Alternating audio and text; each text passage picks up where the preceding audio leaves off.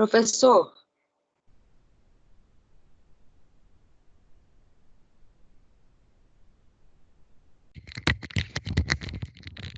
O Eden, se você estiver falando algo, a gente não está escutando. professor, E agora, vocês estão me escutando? Baixo. Oi? Baixo o áudio. Você tá me ouvindo pelo celular? Não. Não? É só o áudio dela que tá baixo, pessoal? Não, todo mundo de ruim. Não estava escutando. Não estava escutando, não? Bom, deixa eu dar uma melhorada aqui. Não sei se eu consigo melhorar, né? Porque...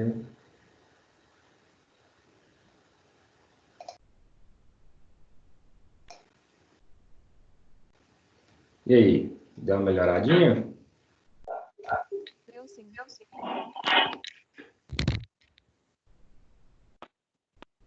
Todo mundo me ouvindo agora, pessoal? Sim. Bom, não fiz nada. Eu só dei uma minimizada na tela aqui, aumentei. Bora lá, então. Já que está todo mundo me ouvindo bem, obrigado aí pelo feedback e vamos voltar à aula aqui. Então, dentro desse caso clínico aqui, que nós havíamos iniciado a aula, uma pessoa, mulher parda de 33 anos de idade, com queixa de distúrbios gastrointestinais, diarreia, desconforto abdominal, além de falta de apetite, fadiga, tosse com secreção sanguinolenta. E aí, essa pessoa mora na zona rural, né, foi feito alguns exames e constatou que ela estava com ascaridíase ou ascaris lumbricoides, né?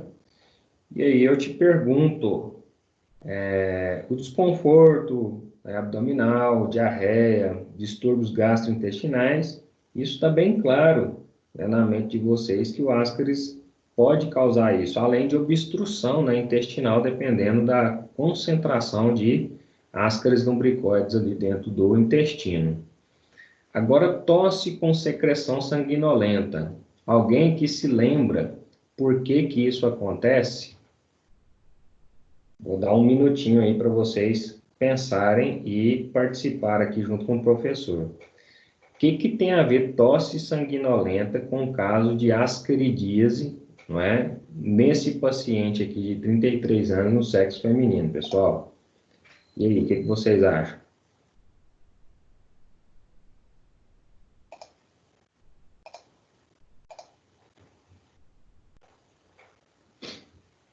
Alguém se lembra dessa aula?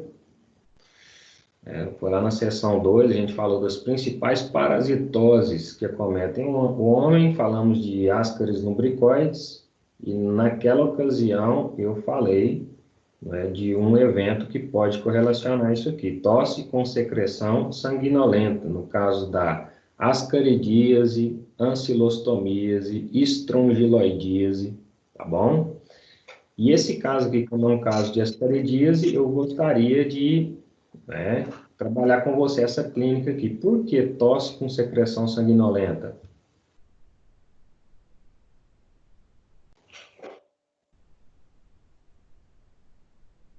Alguém se habilita aí? Por que tosse com secreção sanguinolenta?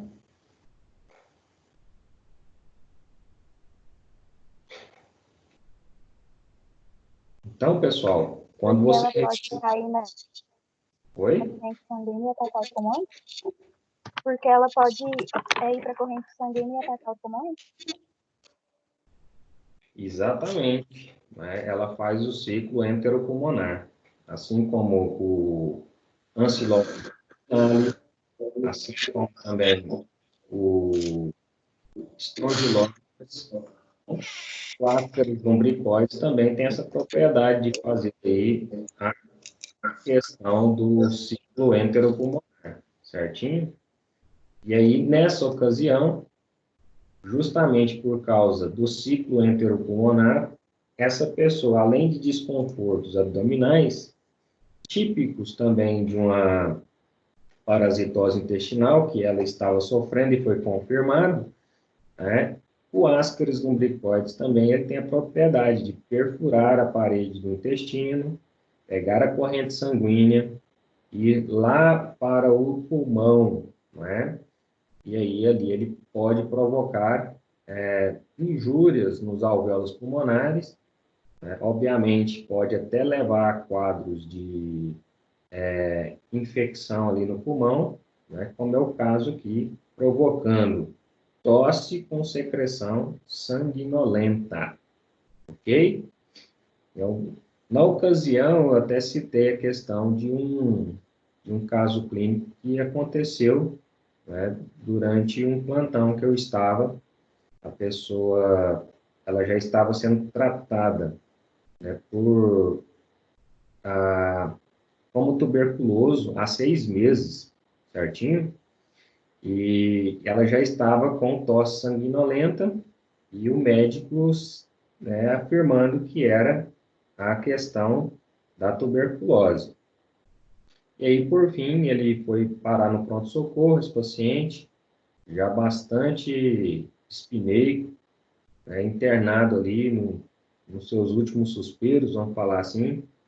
Foi feito ali, então, um escarro para, né, se fazer um diagnóstico de Baar, porque a suspeita até então era uma tuberculose multiresistente que não se curava, né, com a antibiótico-terapia convencional.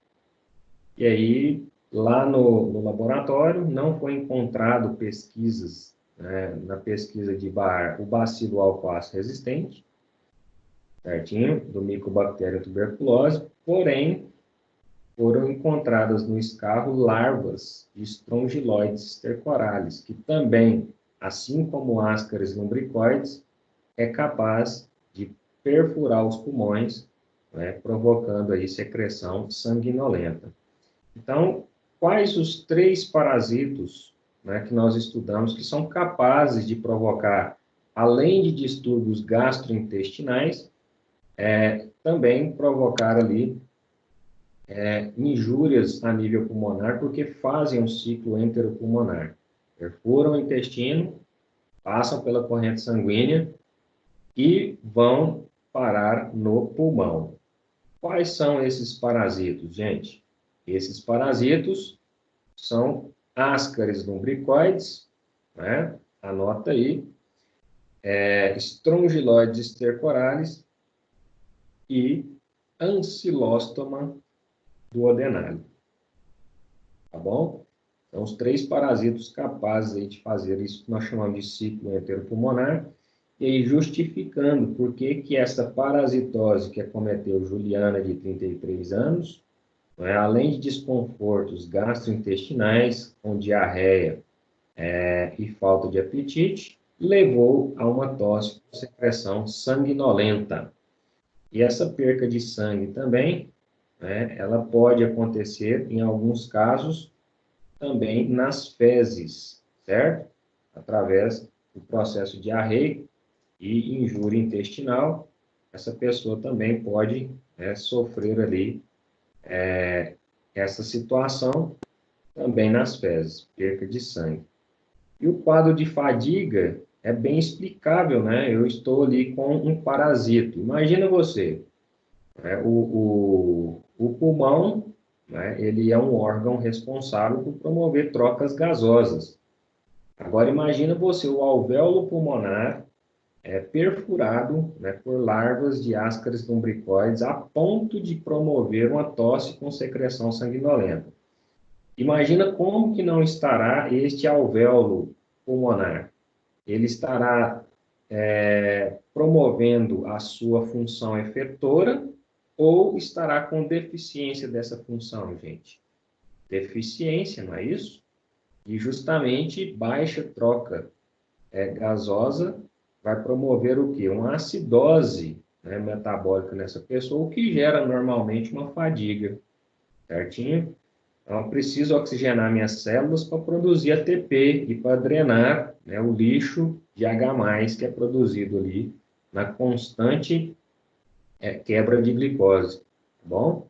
E na constante produção de ATP para a manutenção da vida. Então, quando falta oxigênio, né, a pessoa automaticamente entra num quadro de fadiga, certo? E aqui bem justificado por que dessa situação, tá bom? Um outro caso clínico, né, que já está lá no final do nosso livro, ele trata aqui, não é, uma questão dolorosa, aqui já é um caso de virose, é uma entrada ali no pronto-socorro, né, aonde um homem de 22 anos, chamado Guilherme, apresentando erupções cutâneas, bolhosas, avermelhadas, inflamadas e doloridas na região da boca. Então, o que é essas erupções? Cutâneas, bolhosas, avermelhadas, inflamadas e doloridas na região bucal. A observação do formato no local e a característica dolorosa das lesões durante o exame clínico e o relato de Guilherme sobre a semelhança desse quadro com o apresentado pela sua mãe, eventualmente levou o médico a suspeitar de uma infecção viral. Muito comum, especialmente em países em desenvolvimento. Então, na verdade, isso daqui não é só em países em desenvolvimento, isso aqui é em qualquer lugar que tenha esse pouco hábito de higiene, né? Então, eu vejo um certo preconceito quando trata aqui em países em desenvolvimento. É óbvio, né, que isso aqui pode ser também em país desenvolvido, basta ter falta de higiene. Uso de talheres, né? Uso de copos, tem que ser individual, né? Não dá para você ficar tomando no mesmo copo ou no mesmo cálice que uma pessoa B ingeriu, porque isso é fonte de transmissão de doença, isso é falta de higiene, para começo de conversa, e fonte de transmissão de doença. Então, o que aconteceu aqui nesse caso? Provavelmente, o Guilherme utilizou o mesmo copo que a sua mãe eventualmente pode ter bebido, né? E como a mãe dele já apresentava o mesmo quadro clínico, isso passou para o Guilherme. Isso é um caso típico de herpes labial, tá bom? Herpes do tipo 1, certinho? E essa é a característica, erupções bolhosas, eritrematosas, que são avermelhadas, né? E doloridas na região bucal. Bom, famoso herpes labial, herpes tipo 1, que é uma virose, né, que é transmitida pelo contato, ou é pelo beijo, né, como a gente falou lá na aula de virologia, ou é pelo contato com talheres contaminados. Certinho, pessoal? Então, por isso que o Guilherme apresenta a mesma doença da mãe, ok? Porque provavelmente ele bebeu no mesmo cálice que a mãe dele, né, eventualmente possa ter bebido. Então, o uso de talheres, né, deve ser individual. Quando a gente fala garfo e faca, isso fica bem claro. Mas copo, nem todo mundo presta atenção nessas coisas, tá bom? Então, tem gente que coloca um copo comunitário no bebedouro para beber. Isso é complicado. Da mesma forma, são os bebedouros coletivos. Tomar água em bebedouro coletivo é um desafio. Normalmente, algumas pessoas não observam que o bebedouro ele é em chafariz, e aí eles colocam a boca justamente no metal, fazendo com que o metal, obviamente, tenha contato com secreções humanas diversas. Então, isso aí gera muita fonte de contaminação. Eu, particularmente, recomendo vocês, em bebedouros públicos, evitar beber água, né, em bebedouros públicos se tiver uma procedência de descontaminação antes. Então, obviamente, o proprietário do local que serve água nesse tipo de bebedouro, ele tem que ter o cuidado de sempre estar higienizando esse bebedouro. E ainda que as pessoas não vejam, olha o cachorro aí, prende ali que ele está nervoso. Cadê o cachorro? O cachorro de quem está aqui, nervoso? Aí nada, seu cachorro e eu, senão do vizinho, está nervoso. Vou ativar seu mudo aqui. Então, pessoal, é isso, né? O hábito de higiene, o prestar atenção, né, no hábitos de higiene faz com que a gente permaneça saudável, não é? E depois de discutir esses dois casos clínicos aqui com vocês, vamos aprofundar um pouquinho na lição de hoje, né? Falando sobre cadeia de transmissão parasitária. Para que haja uma transmissão parasitária ao homem, a gente estudou quando falamos de principais parasitoses, né, transmitido ali ao homem, a gente estudou que precisa, né, para completar um ciclo hospedeiro, precisa de alguns elementos, né?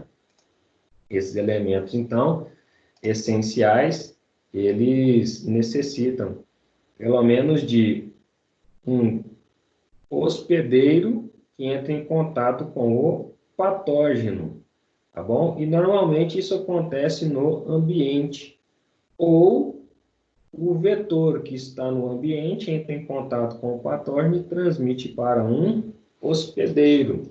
Como que é isso, Edwin? Vamos aprofundar aqui, né, este assunto dentro desse contexto, certinho? Olha só, quando a gente está falando, por exemplo, né, de uma parasitose do tipo Ascaris lumbricoides, entameba, que é a amebíase, giardíase, são todas parasitoses que têm um patógeno, certo? E elas entram em contato com o hospedeiro através do contato direto, né? Água e alimentos contaminados e a falta de higiene aí do hospedeiro que não observou essa contaminação, certinho? Agora, também existe aquelas parasitoses onde o patógeno ele não consegue, né, ir direto no hospedeiro. Exemplo, o Trypanosoma cruzi, né, o agente etiológico da Chagas, doença de Chagas que nós estudamos, a malária, né, o Plasmodium, agente etiológico da malária, ele não consegue ir diretamente ao hospedeiro, ele precisa de quê? Ele precisa de um vetor. No caso da malária, é o mosquito Anopheles. No caso do dengue, que é um vírus que é transmitido ao homem, ele precisa de um vetor. Qual que é o vetor? O mosquito Aedes aegypti, tá bom? Ou Aedes albopictus, certinho? E também no caso da doença de Chagas, ou tripanossomíase americana, ele também precisa de um vetor, no caso aqui, o triátoma, ou barbeiro, não é? Que vai fazer esse papel aqui de levar ao hospedeiro o patógeno, certinho? Então, sempre tem um vetor. Isso eu estou falando de parasitos, ok? Agora, por exemplo, quando a gente fala de vírus, um vírus, ele precisa de entrar em contato com o hospedeiro. E, normalmente, ele utiliza, né, o contato direto com o hospedeiro ou o vetor. Exemplo, o vírus do dengue com o vetor Aedes aegypti, que também é transmissor do vírus Zika, que também é transmissor do vírus da febre amarela, tá bom? E transmissor do vírus chikungunya, tá bom? Então, viroses precisando de vetor para ir no hospedeiro, mas também viroses podem ir direto ao hospedeiro. E também as bacterioses, né? Nós temos aí, estudamos as principais bactérias de contato humano, e aí a maioria das bactérias vem por contato direto da própria microbiota normal ao hospedeiro ou da microbiota transitória ao hospedeiro, por exemplo. Ninguém aí, né, sadio, está contaminado com salmonela. Aonde você adquire salmonela? Salmonela é uma bactéria típica de intestino de aves, certinho? E aí, quando você vai preparar algum alimento que contenha ovo e esse ovo não foi devidamente higienizado, não precisa falar da onde que o ovo sai, né, gente? Da cloaca da galinha. E cloaca sai o quê? Fezes com urina, tudo junto, e ovo. Pensa, né, se esse ovo não for devidamente higienizado. E aí prepara-se um alimento, se tiver salmonela aí, cara, a salmonelose vem pelo preparo do alimento ao homem. Então, diretamente ao homem. Mas existem bactérias que vêm por vetores? Sim, né? A famosa borrélia ou doença do carrapato, certinho? Precisa de um carrapato inocular a borrélia no ser humano. Então, você percebe aí que tanto em viroses, quanto parasitoses, quanto também bacterioses, nós temos aí vetores participando do processo de levar o patógeno ao hospedeiro. Assim como o hospedeiro também, nessas 3 instâncias, podem, né, se contaminar aí diretamente com contato com esses patógenos. E as micoses, né, também não são diferentes. Normalmente o homem, né, entra em contato direto com o patógeno, causando uma micose, mas também pode, né, receber uma micose por um vetor, né, sem problema nenhum. Ok? E ambos, todos, né, na verdade, tanto o patógeno, quanto o hospedeiro, quanto o vetor, estão todos no meio ambiente. E aí eu preciso, né, do ambiente certo para que se haja a transmissão correta ao hospedeiro. Por exemplo, a esquistossomose ou barriga d'água, não é? O ovo do Schistosoma ansoni, que é aquele ovo que eu chamo de ovo do vingador, ele tem uma espículazinha assim, tá bom? Ele, nas fezes, vai lá o ser humano, né, sem hábitos de higiene, então tá aqui o ser humano pig, né? Ele vai lá sem hábitos de higiene, evacua em local inapropriado. Então, olha só, ele faz, né, uma evacuação em local inapropriado. Nessas fezes aqui havia o quê? A presença de ovo de xistossoma. Se não tiver esse próximo passo aqui do ambiente, não vai haver problema nenhum. O ovo de xistossoma morre dessecado no ambiente, porque ele precisa de um lago, tá bom? Então, o ambiente também influencia nesse ciclo aqui, olha, tá bom? Das parasitoses para o hospedeiro. E aí, o ovo de Schistosoma ansoni cai no lago. Tá, Ellen, beleza. Agora eu tenho um ambiente homem-porcão, contaminado, caindo, né, o ovo dentro da água. Então, já dois processos ambientais aqui favoráveis à esquistossomose. Mas se nesse lago não tiver o caramujo bionfalare, nada vai acontecer. Então, eu preciso lá do caramujo, né, bionfalare, né, presente na situação. Então, se não tiver lá o caramujinho bionfalare, nada vai acontecer também. Então, você percebeu aqui que para fechar o ciclo da esquistossomose, eu preciso de água parada, eu preciso de um homem porcão, tá bom? E eu preciso do bionfalare. E aí o bionfalare entrando em contato com a larva que vai sair dentro do ovo, que se transforma em miracídio, infecta o caramujo bionfalare e ele se transforma em cercária. É aquela larvazinha que parece um espermatozoide, com cauda bífida, tá bom? E aí, o último elemento é encontrar uma pessoa desavisada para tomar banho nesse lago. A cercária penetra na pele e a pessoa sai com urticária, coçando, ela não sabe o que é isso.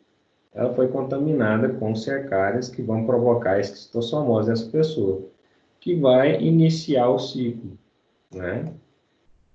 E aí, se esse contaminado se tratar direitinho, né, evacuar em local correto, quebra o ciclo. Mas se essa pessoa que se contaminou evacuar próximo ao lago novamente, o negócio vai só postergando e prolongando, visto que essas cercárias não têm uma vida eterna, né? Então, fazer descontaminação dos lagos, entra aí profilaxia. Então, eu citei o exemplo aqui da esquistossomose, gente, né? Mas, para demonstrar para você que para que ocorra, né, uma transmissão parasitária, você precisa de elementos. Você precisa de um ambiente favorável, você precisa, caso essa parasitose necessite de um vetor, tá bom? Não adianta nada, não sei o que, o fulano está contaminado com chagas. Beleza, você pode abraçar, você pode relacionar com essa pessoa. tá bom? A única coisa que você não pode fazer é entrar em contato com o sangue dessa pessoa, porque o tripanossoma está lá dentro, tá bom? Mas, na verdade, precisa também de um barbeiro ou um triátoma para que haja fechamento do ciclo, ok? Da mesma forma, a pessoa com malária, não é? Entre outras doenças, sempre necessita de um vetor. Então, tem que ter um conjunto. E aí, o conjunto leva a fatores que influenciam a transmissão parasitária. Distribuição geográfica, né? Quanto mais populoso for um local, maior é a probabilidade de doença, ou de incidência ou de prevalência de doenças nessa região. Tá bom? Condições do ambiente, né, infectivo, como eu falei no caso da esquistossomose. Se não tiver lago, esquece, não vai ter esquistossomose. Temperatura tem que estar favorável, não é? O índice de chuvas tem que estar favorável. Quando não chove muito, essa época, por exemplo, não há transmissão de dengue, porque nessa época seca, fria e venta muito, tá bom? O mosquito Aedes aegypti, ele não se reproduz. E aí fica, por que esse negócio nunca acaba? Porque o ovo do Aedes aegypti é a forma de resistência, então ele fica ali durante anos, não é? No ambiente, esperando novamente um índice pluviométrico favorável para formar novamente as larvas e vir aquela mosquiteira novamente, tá bom?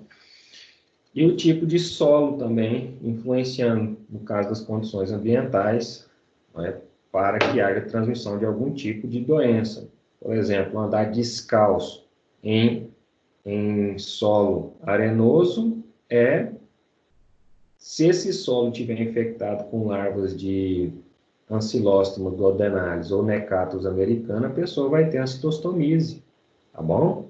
Que é a doença do jeca tatu, amarelão.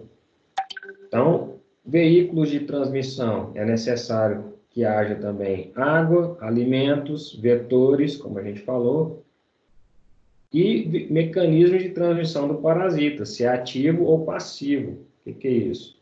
A questão ativa é quando a pessoa ativamente se infecta, né?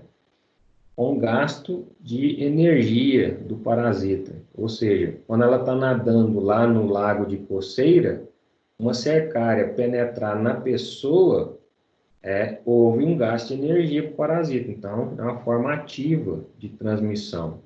Agora, passiva, quando a pessoa pega um alimento contaminado e ingere o ovo de uma giardia, por exemplo. O parasita não gastou energia nenhuma nesse tipo de contaminação.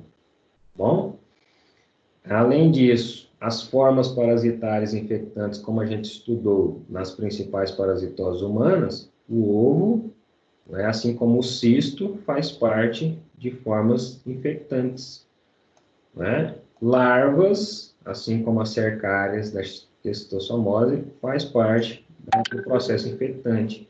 E o verme adulto, por que não? Né? No caso aí do Trypanosoma cruzi, né? Do Plasmodium, né? São protozoários adultos infectantes ao homem. Presença ou não de reservatórios, né? Hospedeiros naturais do parasita, né? Então, assim, no caso da febre amarela, qual que é o reservatório natural da febre amarela? São os macacos silvestres, tá bom?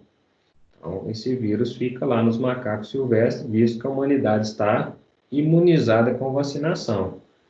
O dia que o pessoal começar a dar bobeira, falar assim, não vou vacinar não, e passar um grande período populacional sem vacinação, ou descuidando da vacinação da febre amarela, acontece como aconteceu no surto de 2007, tá bom? De febre amarela, onde as pessoas ficaram loucas pensando que ia pegar febre amarela, porque passa um longo período sem febre amarela, sem campanha de vacinação, e o pessoal foi relaxando. A população entrou novamente em ambiente favorável, sem imunidade, para que haja a transmissão, que vem lá dos reservatórios naturais e infectam o homem novamente. Tá bom? Faixa etária, sexo ou grupo étnico, né, interferência na virulência. É o que a gente está vendo agora. Quem que é o grupo de risco para a situação atual? Né? O grupo de risco são as pessoas que já têm uma comorbidade já estabelecida, né? São pessoas que, por exemplo, quais comorbidade, professor? Qualquer um.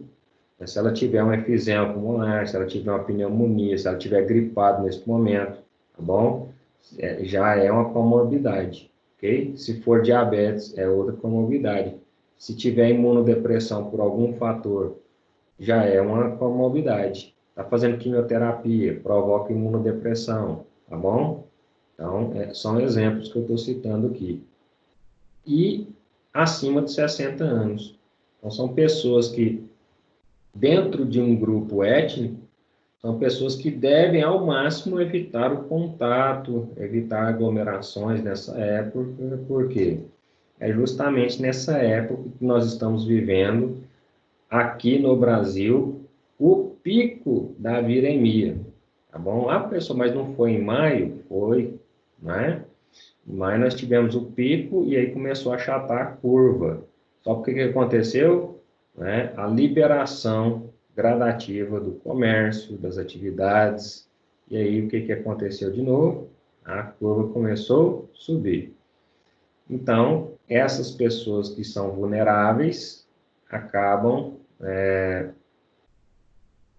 tendo a maior probabilidade de desenvolver a síndrome respiratória aguda e, por isto, devem evitar o contato. Agora também, né, as pessoas jovens estão descobrindo as duras penas que não é somente esse grupo étnico que eu acabei de citar. Pessoas jovens sem comorbidades também estão se infectando e estão desenvolvendo a síndrome respiratória aguda. Então, o cuidado é sempre o que eu falo. Pessoas morrem todos os dias na face da Terra por gripe comum. Mas como que você explica uma pessoa morrer por gripe comum? Uma coisa que você trata em casa, não precisa nem ir ao hospital. É porque a pessoa vai deixando o quadro evoluir até se transformar numa síndrome respiratória aguda. Pneumonia, e aí nesse caso da viremia atual, além da síndrome respiratória aguda, evolui para uma fibrose. E aí é justamente onde a pessoa morre asfixiada, se não tiver um respirador. Certinho? Então, eu sempre falo, a tratativa, o não ignorar os sintomas, é o que faz a diferença entre tratar uma doença simples ou tratar uma doença mais agressiva. É o prognóstico rápido, né? É fazer a tratativa correta, assertiva, ok? E tratar a situação com a seriedade que ela merece, em todas as situações. Certinho? Hábitos culturais das populações-alvo, atividades de maior risco para transmissão, né? E aí, como eu falei, os mecanismos de transmissão parasitária pode ser ativo, que é aquele que envolve gasto de energia, ou passivo, que é aquele que não envolve gasto de energia. E aí o ativo, eu citei o exemplo da cercária infectando o homem, ou a larva do ancilostomídio infectando o homem. Tá bom? A cercária lá no lago infecta o homem que vai lá de bobeira dar um mergulho, tá bom? E a larva do ancilostomídio, quando a pessoa está andando descalço em solo arenoso, em solo de chão batido, né, que é onde a larva se desenvolve ali e acaba infectando o homem ativamente, com gasto de energia. E passivo é qualquer infecção por água e alimentos contaminados, onde não envolve gasto de energia nenhum para o parasita, certinho? As principais vias de transmissão parasitárias, né? A transmissão orofecal, né? É aquela transmissão via oral, através de água e alimentos contaminados com ovos, cistos, larvas do parasito, certinho? Então, o alimento contaminado ou água contaminada é capaz de promover a contaminação passiva, né, do parasita ao hospedeiro. E olha só, um dado importante, a Organização Mundial de Saúde estima que, anualmente, mais de 1/3 da população mundial adoeça devido a doenças transmitidas por alimentos, sendo que somente uma pequena proporção desses casos é notificada. Então, da onde que vem isso? Falta de higiene. Ninguém pode pegar uma fruta e sair comendo antes de lavá-la devidamente, secá-la e colocar ali para o consumo, tá bom? Esse hábito de passar a maçã na roupa para depois comer, né, para ver se limpa, não limpa, cara, tá bom? Ah, eu vou pegar direto no pé e comer, cuidado, né? Então, assim, são situações que eu sempre falo, a gente não custa nada, né, fazer os hábitos de higiene acontecer. E aí, a Organização Mundial de Saúde que fala que 1/3 da população mundial adoeça, né, devido a essas doenças, né? E a cada ano, muitas pessoas são infectadas com parasitas. E aí, 1/3 da população é muita gente. O mundo hoje tem 7,5 bilhões de habitantes. 1/3 da população, né, daria aí quase 3 bilhões de pessoas, certo? Se infectando com parasitose do tipo orofecal, né, por falta de saneamento básico, por falta de tudo isso, mas também por falta de higiene. Né? Como você explica uma pessoa que tem um alto poder de desenvolvimento e aquisitivo se contaminar com esse tipo de transmissão orofecal? Falta de higiene, tá bom? E aí é o que eu sempre falo, falta de higiene, ela não está presente somente em uma classe social, ela está presente em todas as classes sociais, basta tê-la, não é? A falta de higiene, se você tiver, você vai sofrer muito com parasitose, principalmente. E aí a profilaxia, né, para esse tipo de parasitose, as cardíase, giardíase, amebíase, balantidiase e teníase, nós já estudamos.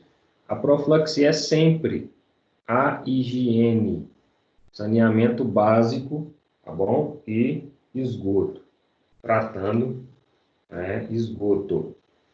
E aí eu sempre, cara, o meu sonho de consumo é que todos entendam de uma vez por todas que tratamento de esgoto não é luxo para ninguém. É simplesmente evitar males maiores como o que nós estamos vivendo agora. As pessoas nem imaginam, né, que estariam vivas para viver essa situação, né? Nunca imaginava isso. Mas é porque negligência, né? A tratativa do esgoto, né, pode evitar outros casos piores. Por exemplo, a gente estudou as infecções bacterianas e as resistências bacterianas a antibióticos. Essa bactéria KPC que a gente viu, né, que é a bactéria resistente a Klebsiella pneumoniae resistente a carbapenêmicos. E algumas variações dela, do tipo a MBL, a NDM, né, que são as bactérias multiresistentes a carbapenêmicos e outros antibióticos. Isso são enterobactérias. Enterobactérias vêm da onde, gente? Né? Do intestino. Tá bom? Então, se eu não trato o esgoto, não tem como parar a disseminação desse tipo de micro-organismo.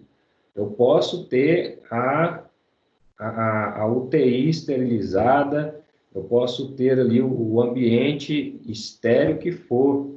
Se eu não tiver tratativa de esgoto, uma hora vem gente contaminada e entra dentro desse ambiente e o negócio começa tudo de novo. Não lava a mão, vem contaminado com a colonização epitelial, né, com esse tipo de coisa, certinho? Então, gente, é inevitável. Eu sempre falo, tratativa de esgoto não é luxo para ninguém, é uma necessidade, né, assim como o saneamento básico. A água tratada, também o esgoto deve ser tratado. Caso contrário, a gente sempre vai sofrer com comorbidade desse tipo. Certinho? E aí, profilaxia, é isso aí, tratativa de água, esgoto, enfim. A outra via de transmissão, além da orofecal, é a respiratória. Na respiratória aqui, a gente pode se contaminar, né, com vírus, fungos, né, bactérias. Bactérias, professor? Bactérias. Streptococcus pneumoniae, causando a pneumonia. O vírus H1N1, causando a gripe influenza A, né? O vírus influenza B, que é a cepa Yamagata e a Vitória, tá bom? O H2N2, H2N3, são variantes do vírus da gripe, tá bom? Resfriados comum, que é causado pelo coronavírus, né? E a síndrome respiratória aguda, que é o coronavírus SARS-1, que dá somente uma síndrome respiratória, somente, né? E o SARS-2, que evolui para quadros de fibrose e a pandemia atual, certo?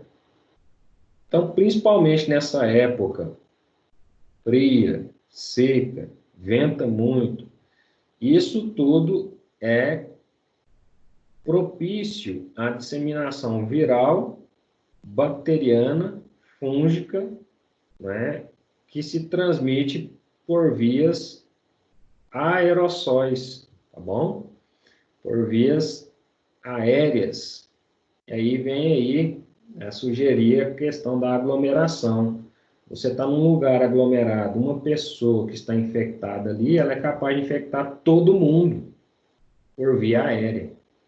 Então, você está num local fechado, aglomerado. Uma pessoa entra lá com influenza A, se ela der um espirro dentro dessa sala, ela infecta todo mundo. Não é só quem está em volta dela, não.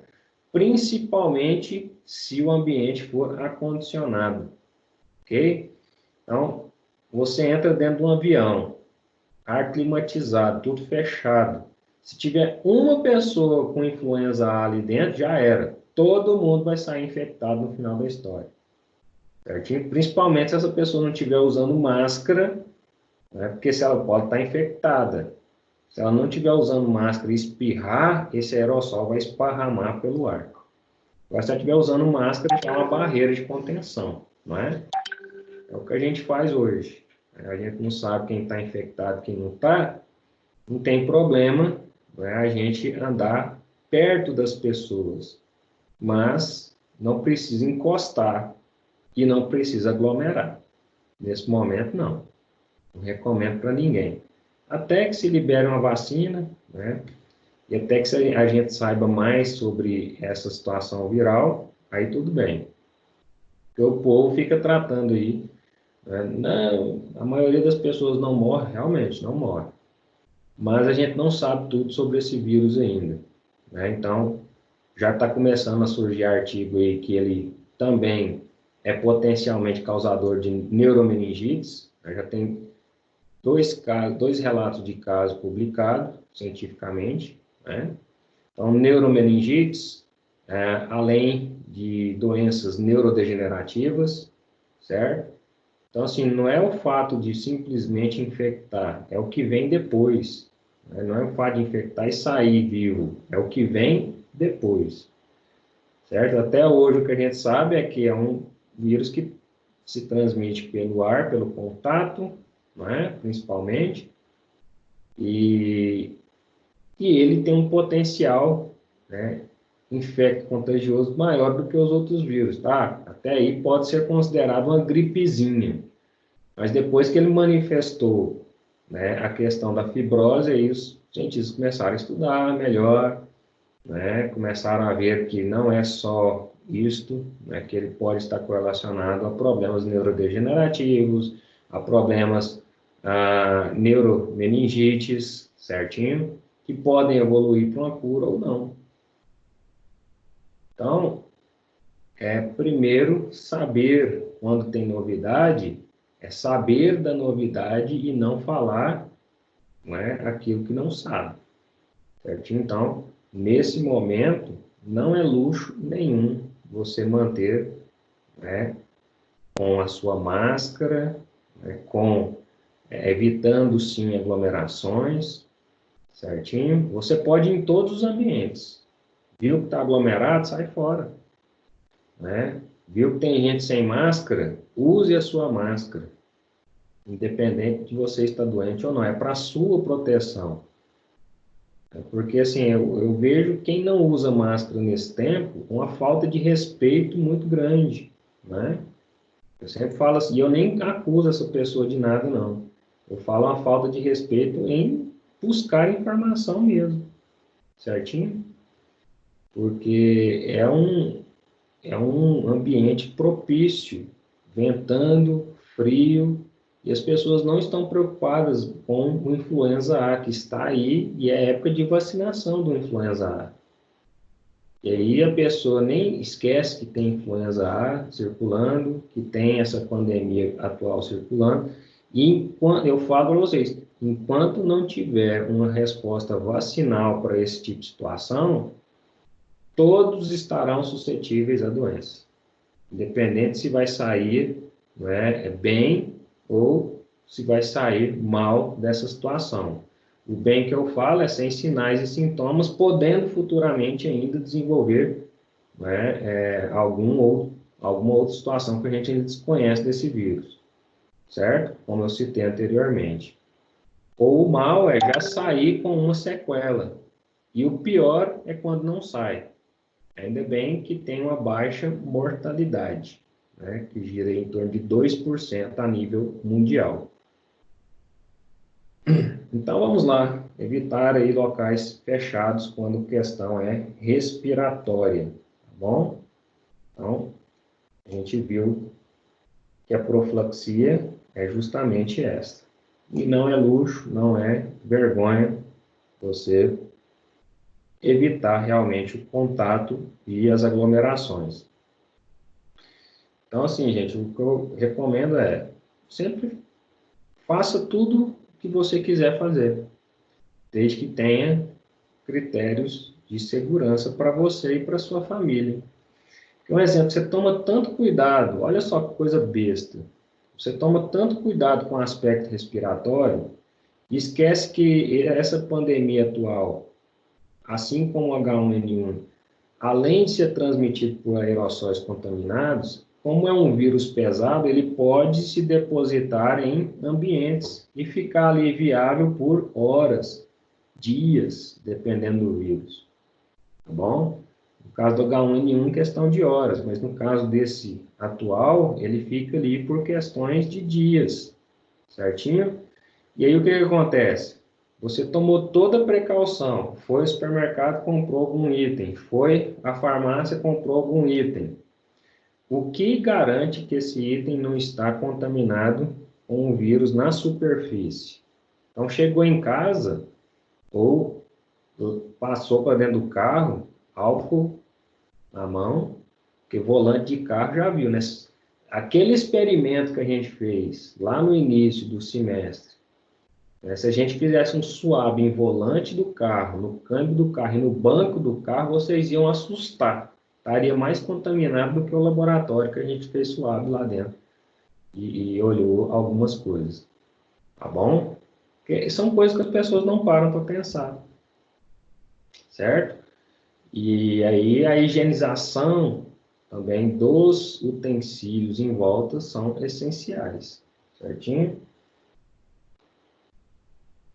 Via transcutânea, né? Então a gente viu vias de transmissão orofecal, aérea, via transcutânea. A gente viu que a leishmaniose pode ser via transcutânea, afinal de contas causa uma ulceração, assim como a sarna e micoses, certinho? E a profilaxia, nesse caso, é evitar, né, o contato com o mosquito palha, transmissor da leishmaniose. No caso da sarna, é a higiene mesmo. Sarna e micoses, você pode até entrar na piscina, como eu falei, né, e aquela borda de piscina, né, aquilo ali é propício à transmissão de micoses. Pode até entrar na piscina, sair da piscina, desde que você faça uma ducha antes e depois. E depois, mesmo com a ducha, né, não fica utilizando aquela toalha várias vezes, não, porque toalha, o ideal é você utilizar e lavar, né? Mas, se você não puder lavar no momento, aquilo ali está úmido, você encostou na piscina, por mais que você tomou ducha, vai ficar ali uma sobra de levedura, uma sobra de uma hifa de fungo, e isso prolifera em ambiente úmido, toalha, assim como bactéria também, tá bom? É o exemplo que eu falei, quando você toma banho, é o momento mais limpo da sua vida, você usa a toalha. Por que que ao final de 3 dias você ficar usando aquele negócio, ela vai estar com nhaca? Vai, você usou ela no momento mais limpo da sua vida, né? E o que que vai acontecer? A pessoa vai transmitir a microbiota normal da pele para a toalha, que vai ficar proliferando ali micro-organismos. No final, uma coisa que você usou no momento mais limpo da sua vida está com o mesmo odor do cesto de roupa suja, né? E aquele odor de cesto de roupa suja, eu já expliquei para vocês, é Staphylococcus, da sua microbiota normal, que tem aquele cheiro. Só porque a roupa suja, você fala, não, é porque está suja, né? Porque está cheia de bactéria da sua pele. Já viu quando você pega uma roupa, ela está suja, mas ela não está com odor forte. Você jogou no cesto de roupa suja, 5 minutinhos você volta lá, ela já está toda enhacada, porque aquilo ali, o cesto de roupa suja, é um meio de cultura para as bactérias crescer. Se fizer um suave lá dentro, só vai crescer Staphylococcus aureus, Staphylococcus epidermidis, hemolíticos. São as classes de espécies de Staphylococcus, que são microbiota normal de pele. Certinho? Então, transmissão transcutânea, você vai inocular por alguma forma na pele. E aí tem a questão da leishmaniose, micose, como a gente estava falando, e sarna, que não deixa de ser, né, pode vir por micose, mas pode vir também por parasitos exógenos, né, causando aí essa dermatite que nós chamamos de sarna. E a profilaxia é sempre hábitos de higiene, o uso de repelentes, no caso para evitar leishmaniose, malária, chagas, tá bom? Construções de moradias e ambientes próprios. Você não vai construir uma moradia lá no meio da mata amazônica, que é úmido, chove todo dia. Cara, aquilo ali não tem como você vencer o mosquito naquilo ali, não. Então tem que usar repelente, a moradia sempre tem que ter tela, certo? Para você conseguir sobreviver, porque senão você vai ser picado diariamente e a todo momento, né? Então, para cada ambiente, uma profilaxia necessária. Transmissão urogenital, certo? Aí entra as DSTs, que a gente viu. HIV, transmitida pelo vírus HIV, causando AIDS. Síndrome da imunodeficiência adquirida. Sífilis, que a gente viu que é causado por uma bactéria chamada Treponema pallidum. Gonorreia, que é causado por uma bactéria Neisseria gonorrhoeae. E clamídia, que é causado por uma bactéria, né, Chlamydia trachomatis. Existem outras? Sim, por exemplo, a gente viu também a Gardnerella, né, que é uma bacteriose por contato urogenital, ureaplasma, micoplasma, as próprias hepatites, né, que são também por contato urogenital, mas pode vir por sangue contaminado, assim como essas outras, certinho? E a profilaxia aqui, pessoal, né? Profilaxia no caso de DSTs é sempre a mesma, né? Evitar promiscuidade, uso de preservativos, evitar compartilhamento de pérfuro cortantes, tá bom? Que aí é o grupo de risco, mas se você não faz parte desse grupo de risco, então evitar realmente, né, o contato com material contaminado, que aí pérfuro cortante, trabalhando aí no ambiente hospitalar, cuidado com isso, certo? Sabendo que o paciente é HIV positivo ou não, você tem que tratar com a mesma responsabilidade, sempre usar luvas, né, durante o processo de uma infusão medicamentosa ou de um processo cirúrgico, onde envolve material pérfuro cortante, você sempre tem que tomar cuidado, né, nisso daí, certinho? Então, a profilaxia é sempre a mesma nessas questões.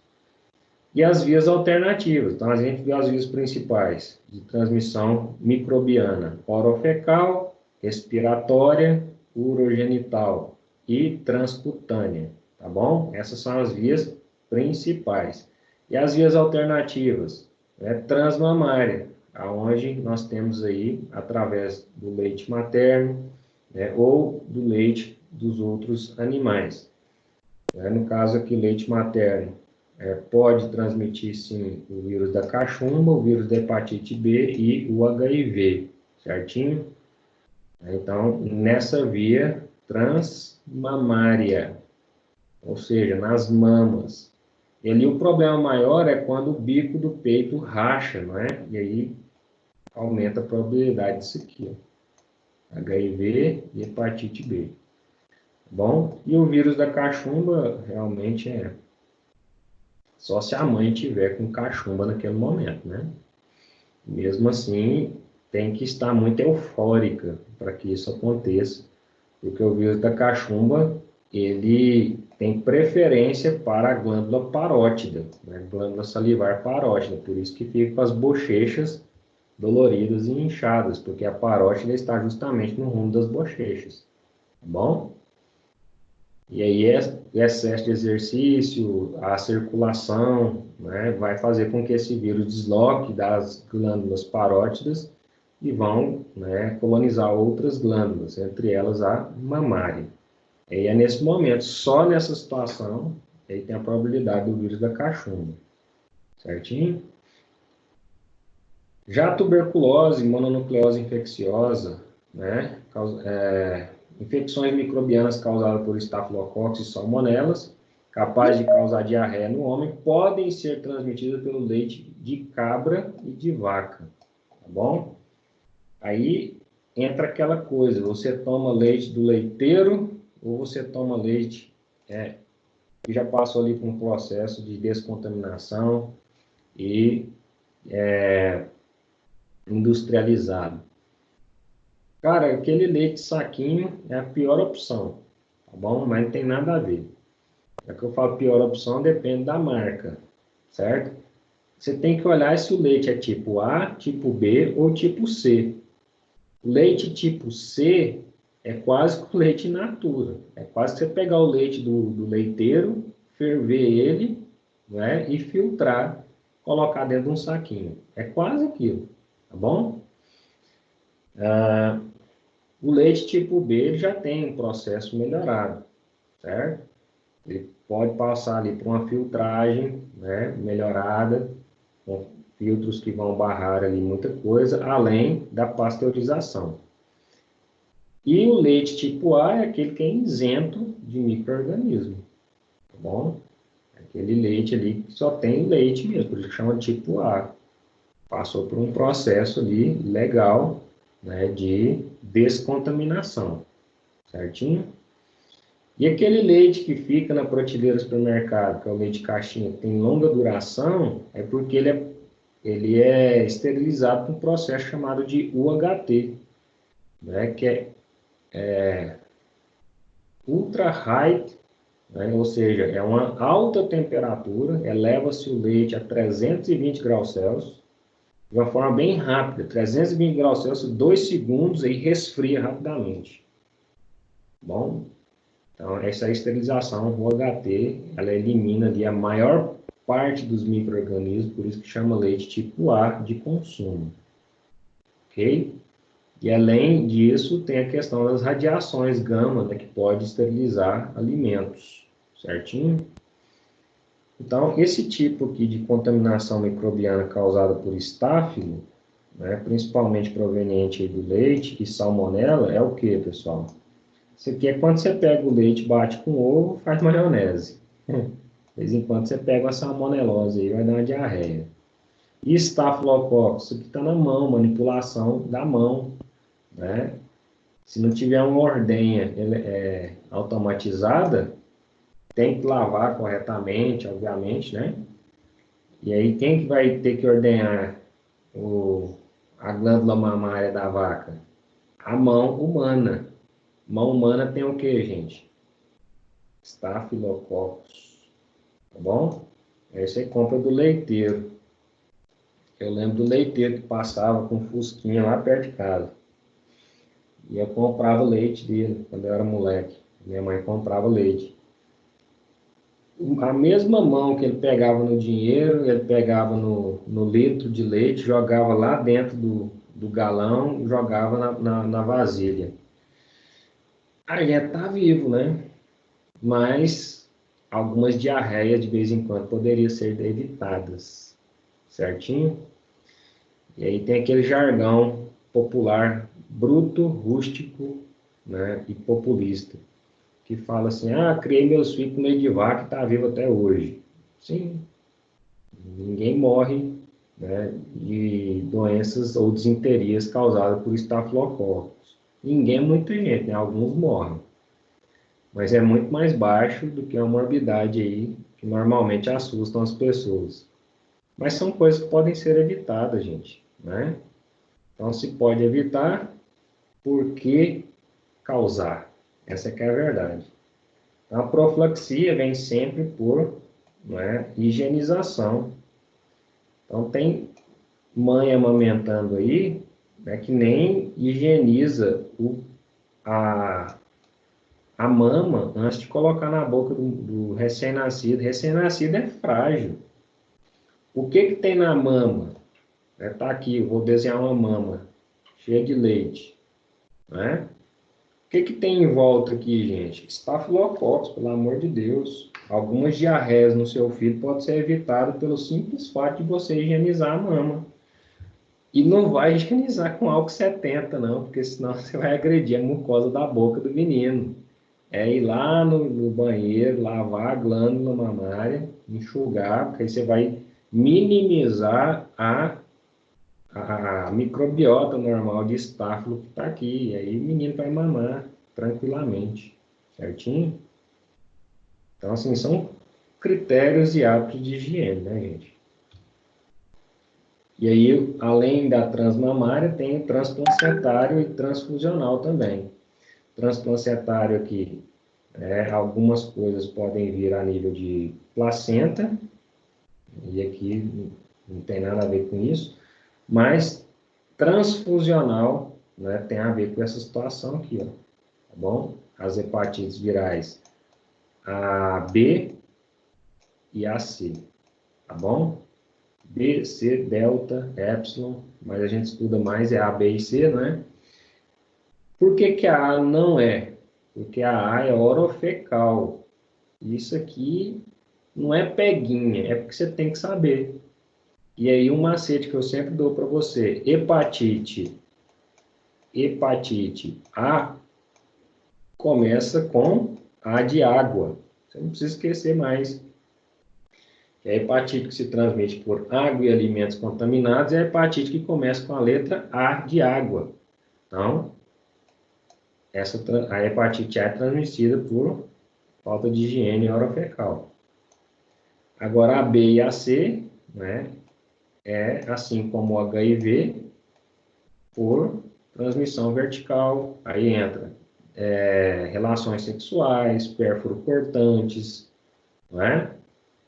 Situações essas que têm contato secreção com secreção, promovendo aí de forma transfusional, tá bom?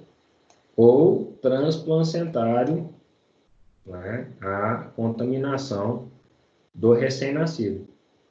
É um parto cuja mãe é positiva para HCV, o HBV, o HIV, né, esses patógenos estão na corrente sanguínea.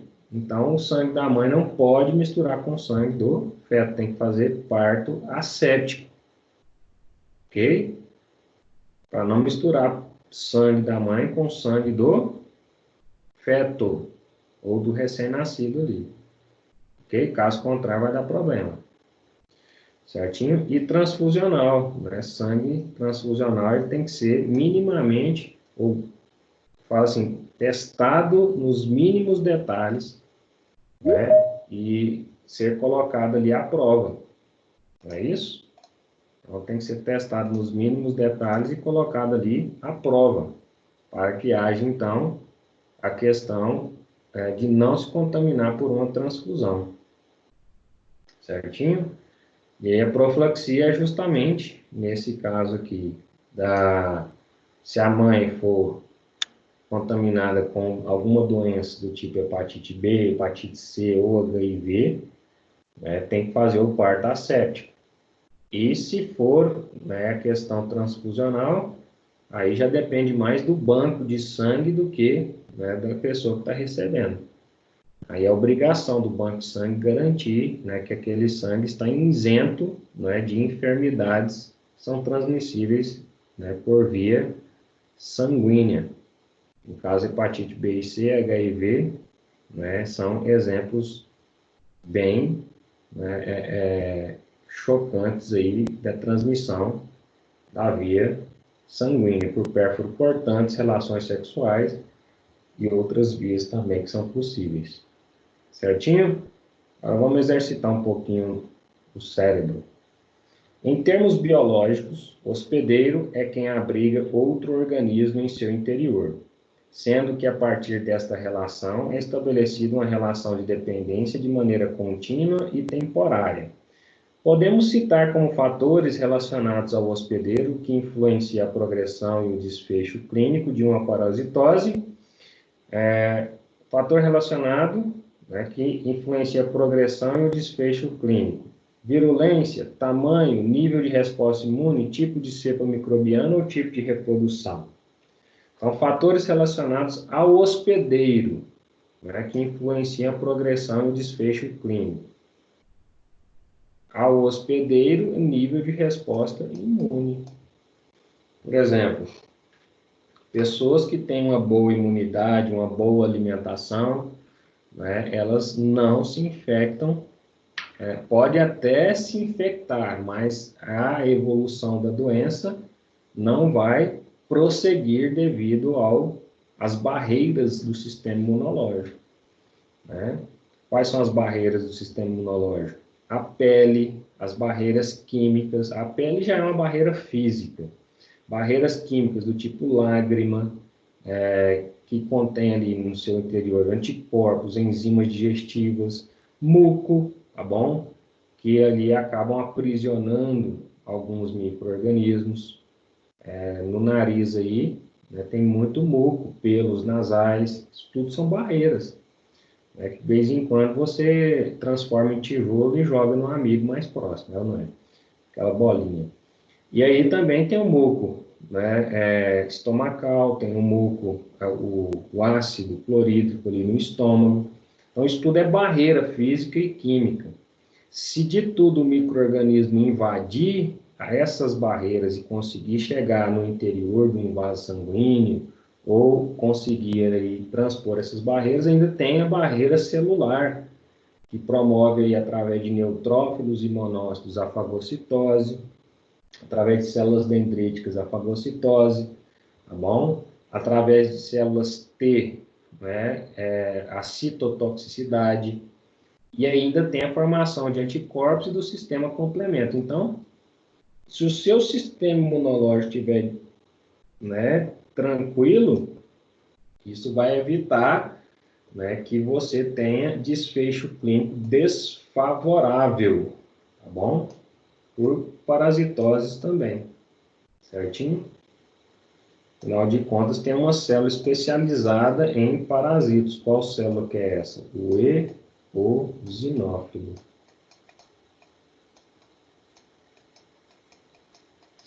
Tá bom, pessoal? Eosinófilo. Que é aquela célulazinha que tem um citoplasma alaranjado, parece que usa um óculos Ray-Ban, É isso aí. Número 2. Parasitas são organismos que apresentam deficiências metabólicas e, em função desta condição, associam-se a outros seres vivos para uma nutrição adequada à sua sobrevivência. Por isso que eles têm que parasitar. Nesse tipo de relação, muitas vezes aquele que abriga o parasita é prejudicado pelo fornecimento de nutrientes.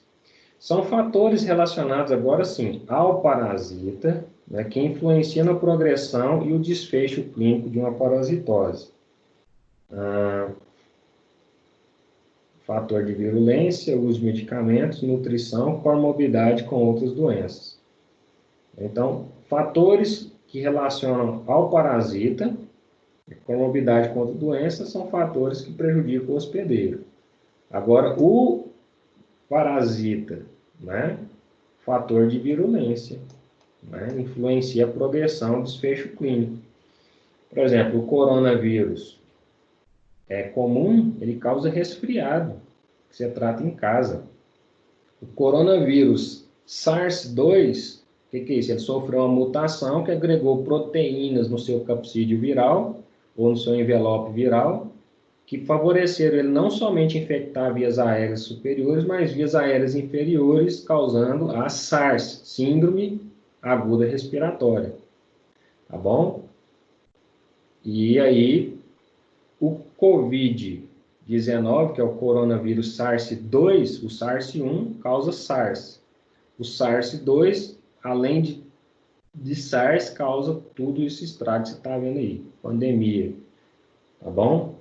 Porque o SARS-1 ele ficou ali só na China e Estados Unidos e alguns países da Europa, em 2002. Em 2012 ou 2008, não lembro agora, foi o MERS, que é uma mutação, né, que ficou só no Oriente Médio. E agora esta mutação favoreceu uma pandemia. Então, são fatores de virulência agregados a um vírus que antes era só causador de resfriado, que influenciou na progressão e o desfecho clínico dele, tá bom? Então, nesse caso aqui, parasitose, né? Ah, mas o vírus não é um parasito, você já tirou zero. O que eu falei que o vírus é? Ele é um parasito intracelular obrigatório. Ele precisa de parasitar uma célula porque ele não tem maquinaria suficiente para promover sua própria reprodução. E ele tem que ser um parasita intracelular obrigatório. Por isso que ele fica se adaptando para causar infecções se manter, né? Aí a gente formula vacinas, dá uma isolada, ele vai e muta para novas infecções. É o que acontece com H1N1. Todo ano você não vacina, né? E todo ano tem caso de H1N1. Por quê? A vacinação garante que você foi imunizado contra aquela cepa viral. Porém, como é um RNA vírus, ele acaba mutando para burlar, né, a sua imunidade e causar novas infecções. Por isso que não acaba, tá bom? 3. Doenças transmissíveis ou infecções parasitárias são causadas por agentes capazes de contagiar outros organismos. A ocorrência dessas doenças ou parasitoses depende fundamentalmente de elementos básicos expostos e adaptados ao contexto infeccioso. Quais são os elementos básicos que contêm a cadeia de transmissão parasitária? A gente viu que sempre tem um vetor, um hospedeiro, né?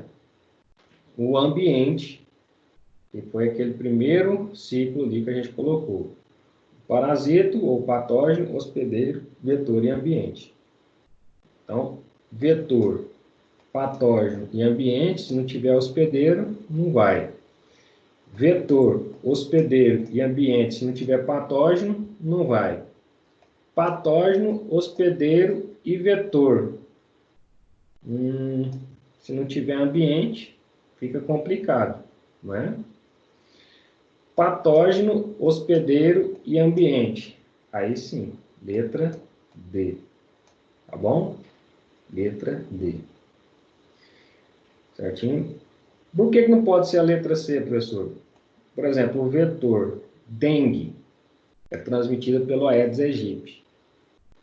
Se não tiver um ambiente favorável, vai ter transmissão? Não. Então, por isso, que a D é mais correta. Tem que ter o patógeno, hospedeiro, e o ambiente vai criar, né, a situação favorável.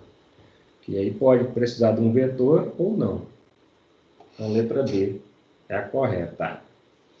Tá bom, pessoal? Alguma dúvida? Professor, eu queria só tirar uma dúvida. Fala, Lana. Por que que sempre os especialistas falam se o paciente utilizar vários tipos de antibiótico pode ser nocivo à saúde? Então, deixa eu responder aqui para você. A pergunta da Lana foi por que a utilização de vários antibióticos é prejudicial à saúde? Primeiro, como a gente viu no uso de antibiótico, ele tem vários mecanismos de ação, tá bom?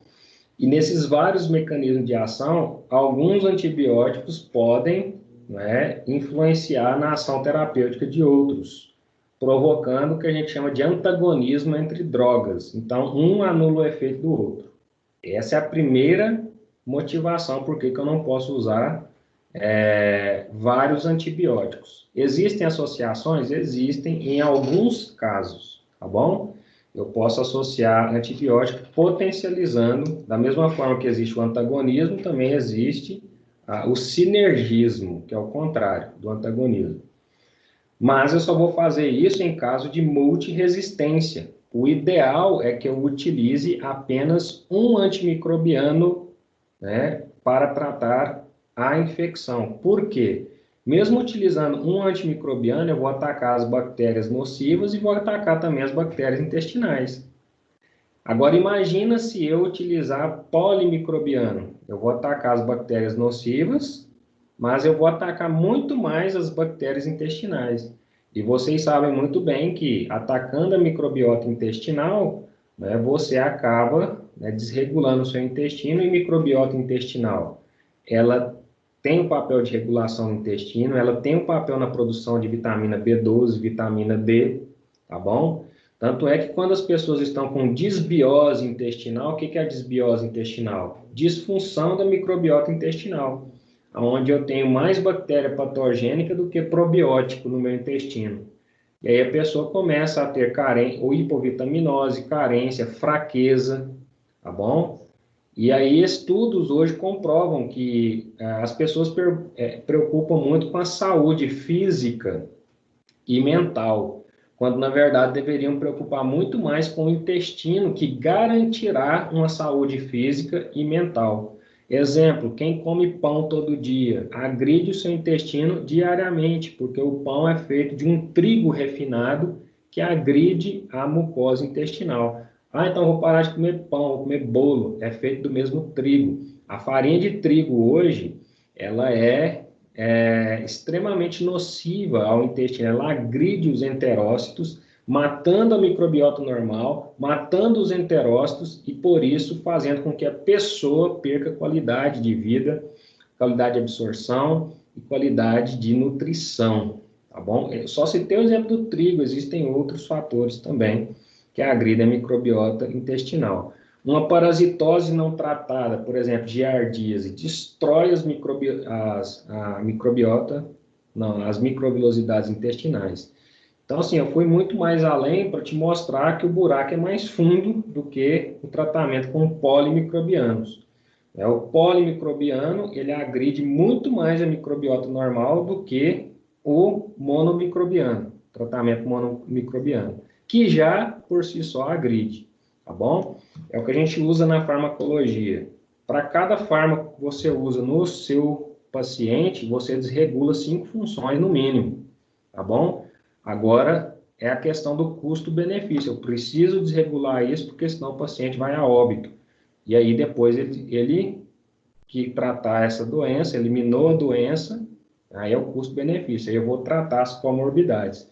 Por isso, eu sempre indico, né, para as pessoas que fazem antibiótico-terapia, terminou o tratamento, né, com antibiótico-terapia, toma carvão ativado para neutralizar o efeito antibiótico, depois que já tem a infecção, e aí faz uma reposição de microbiotas intestinais com probióticos. Vai na farmácia, compra de manipulação, compra um poliprobiótico e toma. Porque com certeza, mesmo fazendo uso monomicrobiano, você atingiu sua microbiota normal e perdeu qualidade de vida. E aí afetou seu sistema imunológico, afetou a absorção de vitaminas, afeta um monte de coisa. Por isso que a pessoa fica não muito saudável. E se fizer com polimicrobiano, então, aí isso agrava muito mais. Entendeu, Lana? Entendi, sim. Obrigada, professor. Mais alguma pergunta aí, pessoal?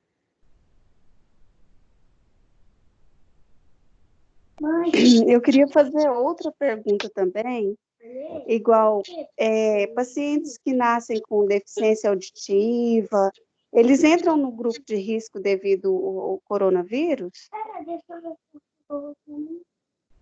Se for doença auditiva genética, não. Questão genética é que vinculou isso. Não tem. Ah, entendi. São mais comorbidades do tipo respiratórias, né? Porque, por exemplo, essa pessoa nasce com a predisposição à asma, à bronquite, a alergias, então ela já tem um agravo pulmonar, então essa pessoa tem que ser preservada, entendeu? Entendi. E o diabetes também. O caso do diabetes aí é por causa que diabetes leva a uma deficiência de cicatrização, não é? Além de outras situações, como retinopatia diabética, nefropatia diabética.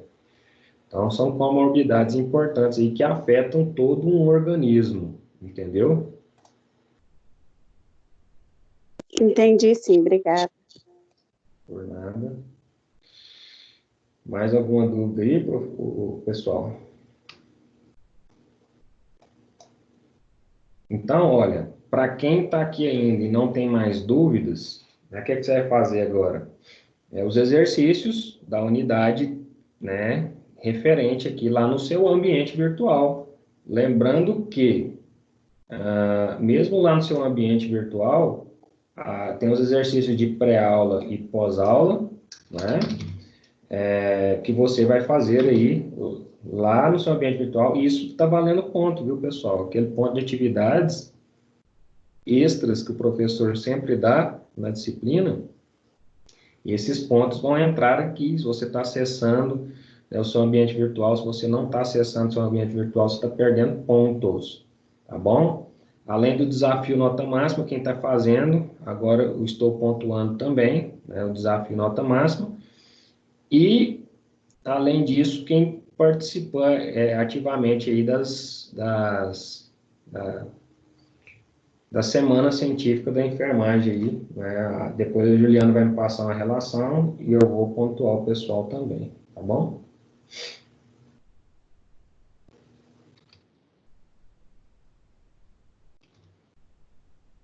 Se não tem mais perguntas, eu vou ficando por aqui, tá bom?